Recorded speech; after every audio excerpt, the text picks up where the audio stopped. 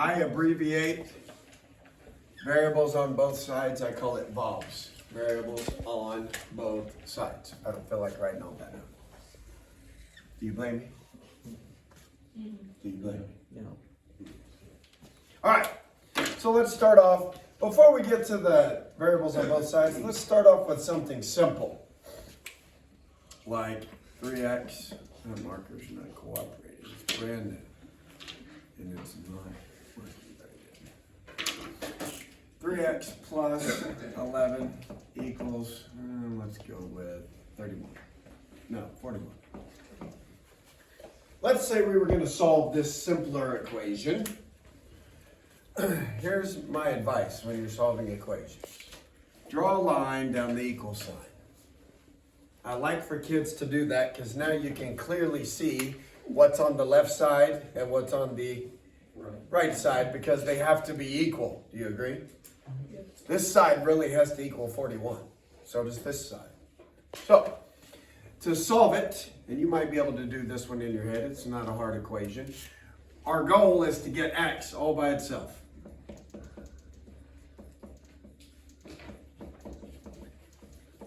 That's the goal. A little star in your notes. 2 stars. Now, to do that, we have to apply what's called the rule of opposites. Some teachers call it the rule of inverses. I like opposites better. Are you with me? What's the opposite of addition? Subtraction. What's the opposite of multiplication? Dividing. These rules are going both ways. The opposite of subtraction is addition. The opposite of division is Multiplication. Okay, so these rule of opposites will get rid of anything that is over there with your x or your y or your z, whatever letter it is. So we got 2 numbers that we need to get rid of on this equation. Do you agree?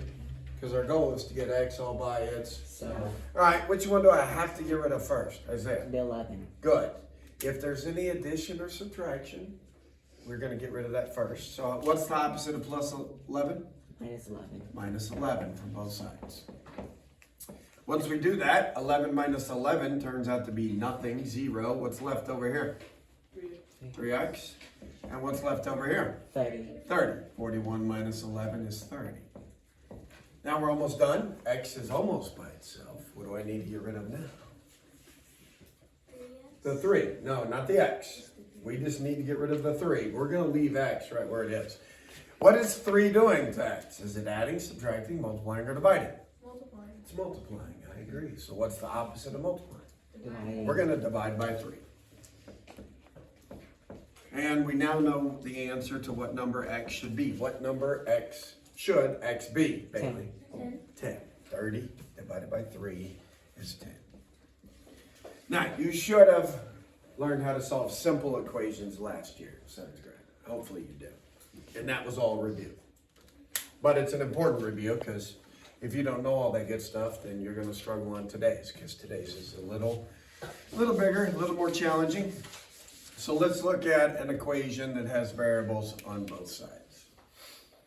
Let's go with 5x plus 12 equals negative 8x. And let's go with negative 27. So, what's the first thing I should do? Draw the line. Draw the line. My man has been listening. Thank you, Isaiah. Especially once you get to longer, more challenging equations, the line becomes important. Do you notice that we have x's on the left? Yep. We have some more on the Right. right. Your first goal is to get all the x's on one side. And they could be y's.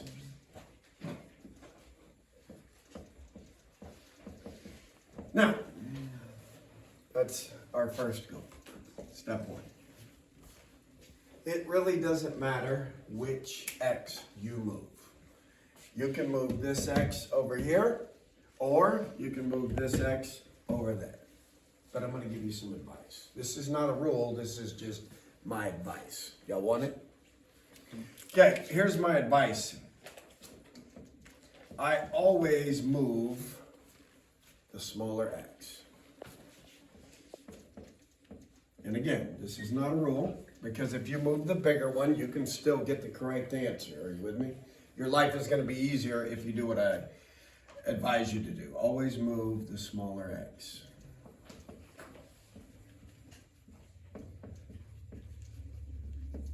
All right, which x is smaller? Is 5x smaller or is negative 8x smaller? Brady? I agree. Negative is going to be smaller than a positive. Y'all agree with Brady? So I'm going to move the negative 8x over here. How do I move it? Brady? You subtracted? Yes, no. It is subtracting. Oh. What's the opposite of Add. subtracting? We need to add 8x to both sides. Are you with it? So let's add it. Add 8x here. Add 8x over here. What's 8x minus 8x?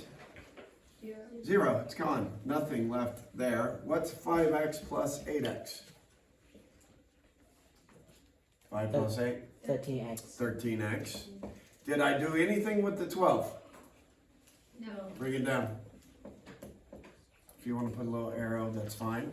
Did I do anything with the negative 27? No. No. Bring it down. We are now down to one of the simpler equations, a two-step equation. Now we only have one x in the problem. Sweet. What do I need to get rid of next? Autumn. The 13 or the 12? The 12 is correct. How do you get rid of plus 12? Yes, ma'am. Let's go. 12 minus 12 is 0. Bring down the 13x. And what's negative 27 minus 12? Negative 39. Negative 39. Thank you. And now, how do I get rid of the 13, Zach? You gotta do the opposite of whatever it's doing. Excuse me. We would divide by 13. Excuse me, I got the hiccups all of a sudden. And what is negative 39 divided by 13? Negative 3. So x in this problem should have been the number negative 3. Now, here's the cool thing about equations. You can always plug your answer back into the original equation to see if that side and that side truly are equal when x is negative 3. Let's do that. Now, you don't have to do this on your homework, but you can. So I'm going to go back to the original problem. And wherever there is an x, I'm going to replace it with what number it should be. Like right here, that should be a negative 3 times 5. That should be negative 8 times negative 3. And let's do a little math and see if we get the same answer on both sides, because it's an equation, they should be equal. What's 5 times negative 3? Negative 15. What is negative 15 plus 12? Negative 3. Negative 3. What's negative 8 times negative 3? 24. Positive 24. What's 24 minus 27? Negative 3. Did we get the same answer on both sides? Yes. That proves that our answer of negative 3 really is the correct answer to this equation.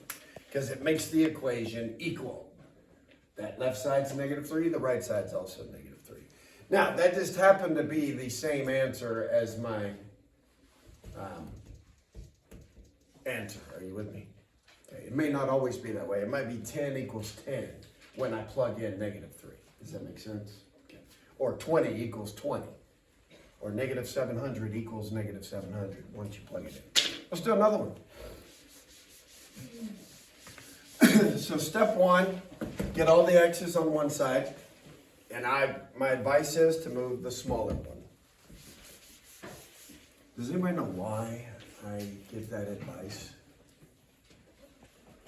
Well, let's move the bigger one on the next problem and we'll see what happens. But we're still going to get the right answer. It's not like a cardinal sin. You will not miss the problem if you move the bigger one. It's okay. All right, let's do 7x plus 8 equals 2x. And let's go with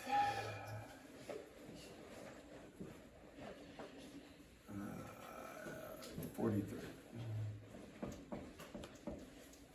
Let's solve this one. Do I do first? Clover? Draw one. Draw the line. You've been listening. Thank you. All right, I got 2x on the right. I got 7x's on the left. Which one is smaller? 2x, but let's work it by ignoring Mr. Murphy's advice. I'm going to move the bigger one. Let's see what happens. How do I move 7x from the left to the right?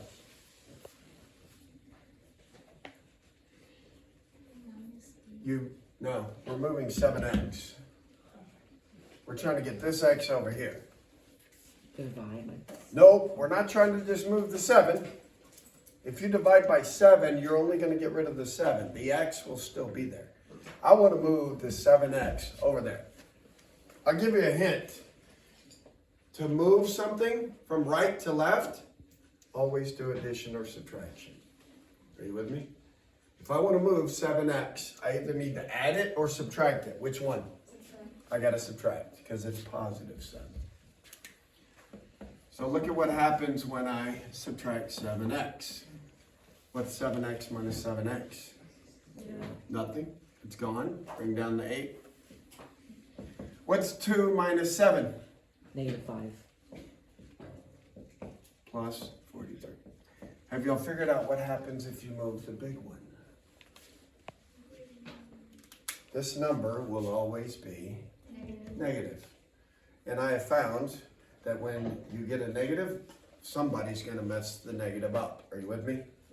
Y'all are students. Y'all are much better at positives than negative. If you follow my advice and move the smaller one, your x will always be positive. No, well, maybe not, but most of the time. Okay. So now let's solve this simpler equation. What will we get rid of first, Paul? X is over here now. Will we get rid of the -5 or the plus 43? 43. Yeah, let's get rid of it by doing what, Paul? Subtracting. Subtract 43, and we get, that's 0. What's 8 minus 43? -35. -35, and that's equal to -5x. All right, what do I need to get rid of now, Stella B? The 45. No, ma'am. Wait, no. Yeah, we're trying to get x by itself. 5. The 5. How do I get rid of the -5? By adding 5. No, ma'am. Wait, no. It is multiplying. That really says -5 times x. Okay. There's a little times symbol right there. They didn't write it, but it's there. So what do we do? Then divide. We're going to divide by -5. And what is -35 divided by -5? 7. Positive 7. So x should be the number 7. Are there any questions? Yes or no? All right, I've got one more example. And this is what I call my special little friends. Are you with me? Let's see what happens when we work one of Coach Murphy's special equations. Let's say we've got 3x plus 10 equals 3x minus 8. You're about to see why this one's special. Draw the line. Which x is smaller? They're the same. They're the same. Do you all agree with Isaiah? So it doesn't matter which one you move. We got to get all of them on one side. How do I move 3x over here? Subtract it. Something interesting is about to happen. What's 3x minus 3x? 0. There's no more x's here. What's 3x minus 3x? 0. There's no more x's here. Are y'all with me? If the x's cancel, it's one of my special friends. You're either going to put one of these two answers. You're either going to put no solution, or you're going to put infinite solutions. And I will tell you how to pick which one to use. If the x's cancel out, we're either gonna put this is the answer or this is the answer. Here's how you know what to put. Look at what's left. 10 on this side, negative 8 on this side. Does 10 equal negative 8? No. Do you agree? No? That means you pick no solution. Are you with it? So the answer to this problem, you're gonna have to write out the words no solution. There is a fancy math symbol that also means no solution. It's that. Are you with me? A 0 with a slash through it. Any questions? Now, let's say my x's canceled out again, but I looked at what was left. Let's change it real quick. What if that was 10? And the x's are gone, bring down the 10. The x's are gone, bring down the 10. Does 10 equal 10? Yes. Yes. When the answer is yes, you pick infinite solutions. Because we can plug in any number we want for x in both sides, and it will always give me a true statement. So that one you would put infinite solutions.